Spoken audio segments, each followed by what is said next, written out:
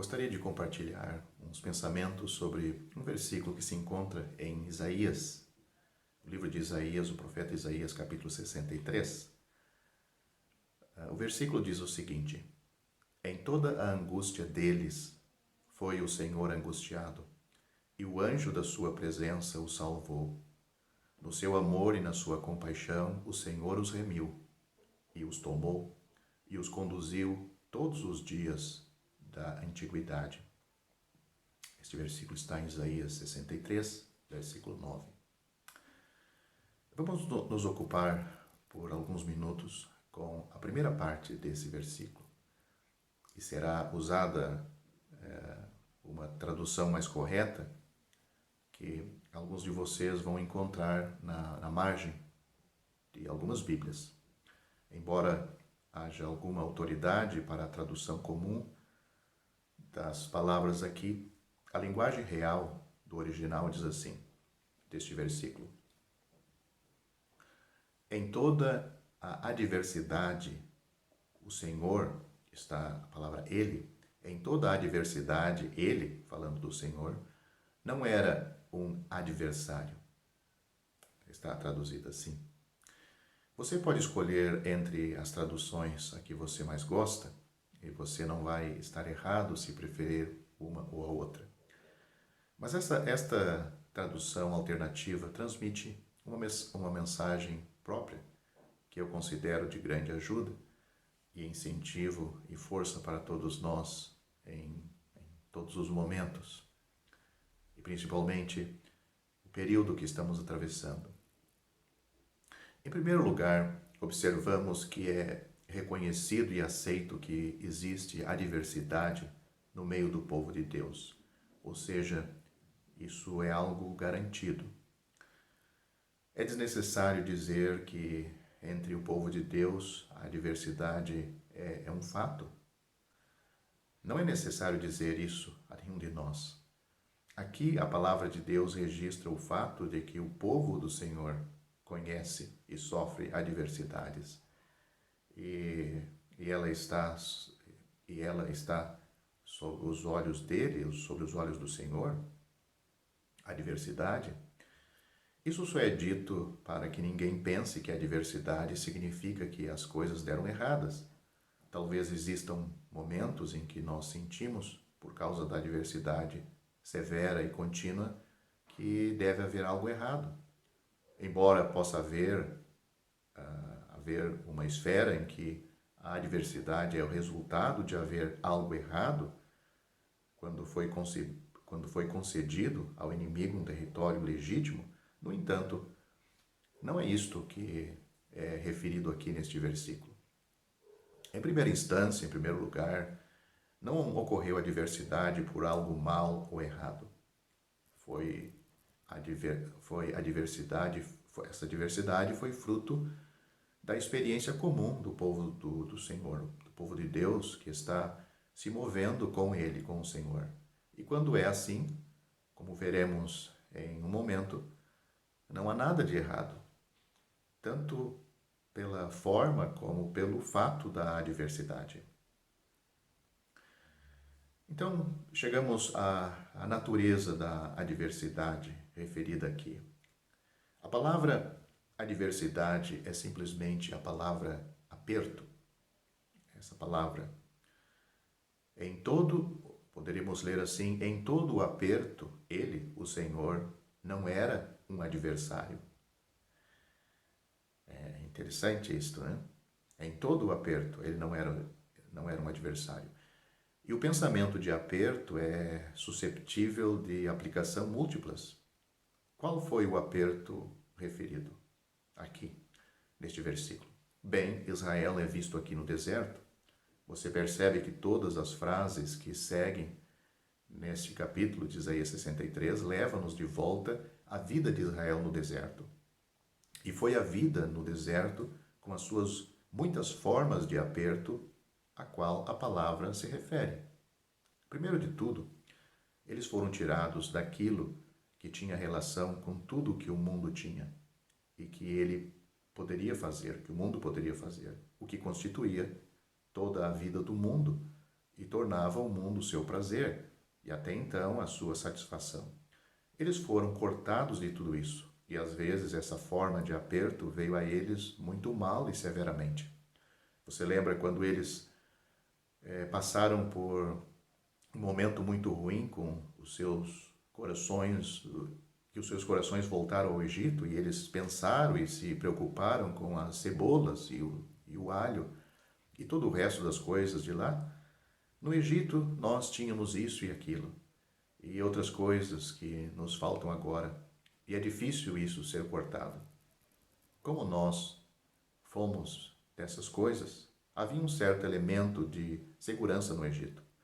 Mas aqui você nunca sabe onde você vai estar de um dia para o outro, ou o que vai acontecer com você. Até então, considerando as adversidades, você não sabe se vai se alimentar amanhã. É tudo uma vida de fé. É a fé, e a fé é uma vida de aperto muitas vezes. Ser cortado de muitas coisas e encerrado nesse deserto onde as coisas estão, para a mente natural, reduzidas a Deus, somente a Deus, é um aperto. Sabemos que é a maneira errada de colocar isso. A mente espiritual, as coisas são expandidas a Deus.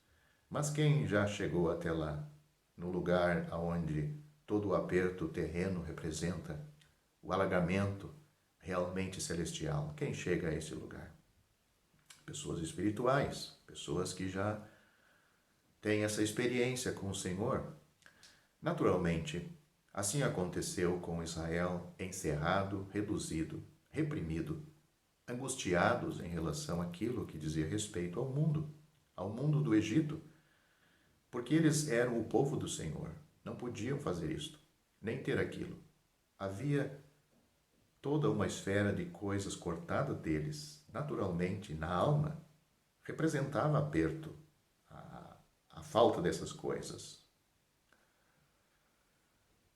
Quando você e eu começamos a sentir isso, e há dias em que a alegria pura, imaculada do próprio Senhor e das coisas celestiais se tornam nublada, velada e remota, e parece que estamos muito mais sensíveis ao aperto de nossas vidas, e como estamos encerrados, quão rapidamente o inimigo vem e diz: o Senhor está contra você.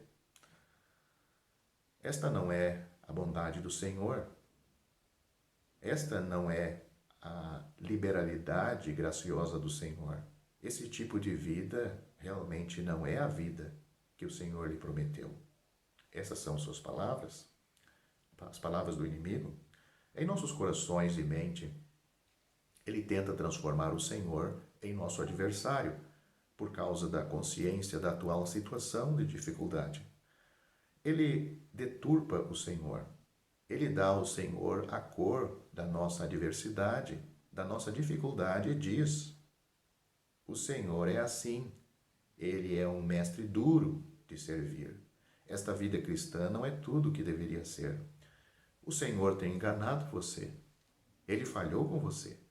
E assim por diante. Ele torce a coisa toda para difamar o Senhor, para colocar em dúvida.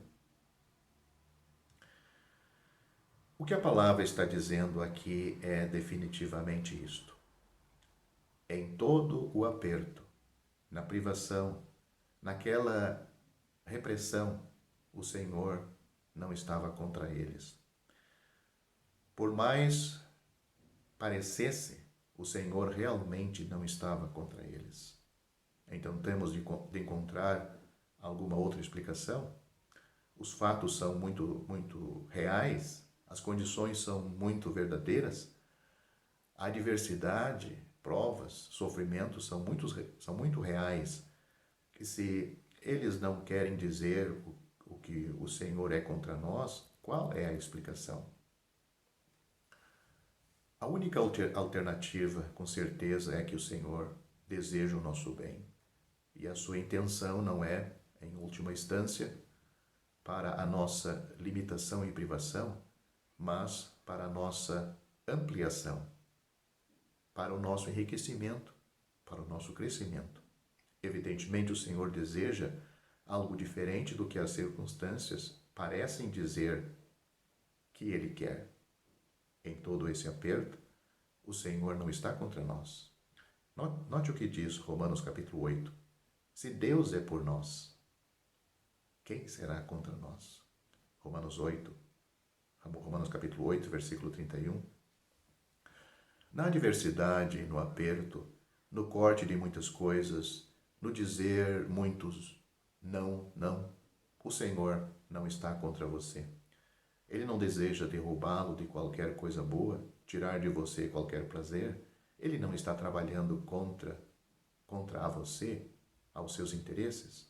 Ele não é um adversário, mas em tudo ele é por você, enquanto você está no caminho de sua vontade, seguindo adiante com ele.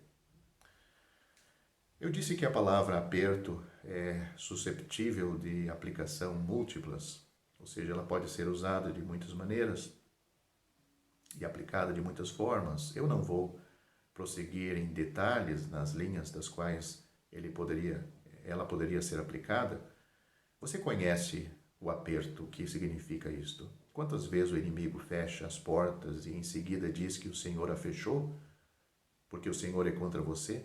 Quantas vezes o inimigo traz a você sofrimento, coloca algo sobre você e diz, é o Senhor? Quantas vezes o inimigo tenta obscurecer a sua certeza e trazer condenação e acusação sobre você para fazê-lo sob um senso de julgamento e em seguida diz, é o Senhor? Nem um pouco disso. Essa não é, de maneira nenhuma, a explicação ou a interpretação. Você percebe que a primeira frase desse embate encontra as pessoas seguindo e se movendo com o Senhor, e à medida que eles fazem isto, eles entram em adversidades de muitos tipos. E a declaração é que isso não significa que o Senhor estava contra eles. Se quiséssemos, poderíamos reunir muitas escrituras para mostrar como o Senhor era realmente com eles, naqueles mesmos dias de dificuldade e adversidade. Bem, acabei de dar a vocês algo para apoiar os pés. A passagem que se move para outro e mais escuro estágio está assim. Eles se rebelaram. O Senhor, portanto, foi transformado em seu inimigo, o seu adversário. Está no mesmo capítulo de Isaías 63, capítulo 63, no versículo 10, tem essas palavras. Mas, mesmo quando afirmamos este aspecto sombrio, ele só melhora o outro. Você já se rebelou contra o Senhor? Pode ser dito que você tenha tomado a atitude que essas pessoas vieram a tomar. Você conhece alguma das coisas difíceis e terríveis que disseram em sua rebelião no deserto, Israel, quando os seus corações se afastaram do Senhor? Com efeito, eles disseram, nós não queremos mais este Senhor. Não teremos mais este Senhor. Pode isto ser dito de você também? Bem, então o Senhor, em tais situações, se torna o inimigo e será seu inimigo enquanto você está nesta posição. O Senhor não pode ficar do seu lado enquanto você está nela. Mas não é assim com você, apesar de todas as fraquezas e todas as falhas, defeitos, imperfeições. Sim, nunca estamos sem algo que poderia ser condenado em nós. No entanto, nossos corações são para com o Senhor. E o nosso desejo, e é o nosso desejo, continuar com Ele. Então Ele não é adversário. Sim, muitas imperfeições existem em nós, mas Ele não é um adversário. É quando nós, como essas pessoas, de forma deliberada e positivamente nos voltamos contra e nos rebelamos contra o Senhor e dizemos com efeito, nós não vamos obedecer, não vamos continuar, ele então passa a ser o nosso adversário. Isso significa que ele tem que trazer o juízo. Mas mesmo assim, a terceira frase é muito abençoada, no versículo 11, note o que diz. Então o Senhor se lembrou. Isaías capítulo 63, versículo 11. Mesmo quando o Senhor tinha que ser o seu adversário, o adversário deste povo, pela atitude deles, por causa da atitude que eles tinham adotado, o fim disso é dito. Ele lembrou Moisés. Lembrou-se de sua palavra, o Senhor lembrou-se da sua palavra. E a última frase é que o Senhor voltou em amor para restaurar. No final, o Senhor se estende até os rebeldes. Sim, os rebeldes, diz a palavra, no Salmo 68, versículo 18. Ele conhece a nossa estrutura. Ele se lembra de que somos pó. Os Salmos, capítulo 133, versículo 14. Você é um daqueles que em algum momento realmente virou o coração na dureza e na amargura de azedume contra o Senhor por causa da dificuldade e do caminho e se tornou muito rebelde contra ele. E como o inimigo diz, a coisa toda ficou sem esperança, você vê que fechou a porta e que é o fim. Como o inimigo toma posse de tudo para usar para a nossa destruição. Mas mesmo que tenhamos feito isto, o fim é dito na palavra de Deus. O Senhor lembrou. É uma abertura maravilhosa de seu amor novamente para o rebelde. Ele segue em frente com o Senhor, melhor dizendo, eles, falando dessa nação, né? Eles seguem em frente com o Senhor. Eles sofrem adversidades, mas isto não significa que o Senhor é contra eles. Eles se rebelam contra o Senhor e o Senhor tem que trazê-los à disciplina. Naquele tempo, o Senhor teve de estar contra eles. Mas isso não precisa ser estabelecido. Uma situação permanente, não significa que isso é permanente. É dito no Salmo 106, versículo 1, a sua benignidade dura para sempre. Se em nossos corações, em algum momento ou outro, nos tornamos amargos, achamos que o Senhor era muito difícil e que o caminho não era de maneira nenhuma o caminho do seu amor, se você tem entretido pensamentos amargos e rebeldes, Satanás vem para tentar consolidá-los em alguma situação inalterável que fecha para sempre a porta em termos de um pecado imperdoável. Ainda o Senhor se lembrou da sua palavra e seu amor é encontrado. Afinal, ele não mudou. Espero que não seja muitos os que se rebelaram. Caso afirmativo, aqui está uma palavra de conforto e de encorajamento para você. A palavra principal, porém, é para a maioria de nós que, enquanto temos os nossos corações na direção do Senhor, encontramos muito aperto, muitos caminhos fechados, muito estreitamento, muitos cortes, muito daquilo que para a vida natural parece um escuro caminho. No entanto, não significa que o Senhor está contra nós. Significa exatamente o oposto. O Senhor busca um alargamento que é muito mais do que alargamento desta vida aqui. Embora tenhamos tudo aqui e ainda sejamos pequenos na medida de Cristo, o que ganhamos? Nós não ganhamos nada. Portanto, se o alargamento de Cristo parece significar o estreitamento de si e do mundo, essa é a prova de que o Senhor é por nós e não contra nós. Em toda a adversidade, o Senhor não era um adversário. Em todo o seu aperto, ele não estava contra eles. Ele também não está contra você. Ele está a seu favor. Que Deus seja louvado.